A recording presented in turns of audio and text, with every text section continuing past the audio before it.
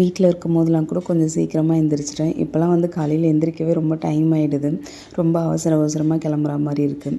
எப்போவுமே வந்து கிச்சன்லாம் க்ளீன் பண்ணிட்டு தான் அடுப்பே பற்ற வைப்பேன். டைம் இல்லாதனால ஃபஸ்ட்டு காஃபி போட்டு குடித்தாச்சு. அதுக்கப்புறம் க்ளீன் பண்ணதுக்கப்புறமா வந்து சாப்பாட்டுக்கு வந்து ஒலை வச்சாச்சு. இந்த செடியில் வந்து தண்ணி மாற்றிக்கலாம்னு சொல்லிட்டு 2-3 நாளாக நினச்சிட்டு இருக்கேன். தண்ணி மாற்றுறதுக்கே டைம் இல்லை. ஃபஸ்ட்டு எந்த வேலை எப்படி இருந்தாலும் தண்ணி மாற்றிடலான்னு சொல்லிவிட்டு எல்லாமே மாற்றிட்டு பாட்டில் எல்லாமே கழுவி முடிச்சாச்சு. இன்றைக்கி வந்து கருவாட்டு குழம்பு தான் வைக்கலான்னு சொல்லிட்டு பிளான் பண்ணியாச்சு.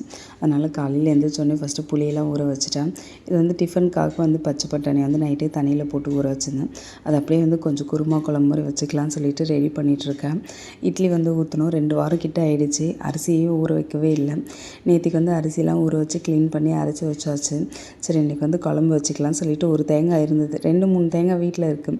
எப்படியாச்சும் ஒன்று அந்த தேங்காய் வந்து காலி பண்ணணும்னு சொல்லிட்டு தக்காளியெல்லாம் போட்டு தேங்காய் கூட போட்டு அரைச்சி வச்சாச்சு. சமையல் முடிச்சுட்டு ரோஷன் மித்தி 2 பேருமே வந்து ரெடி பண்ணுற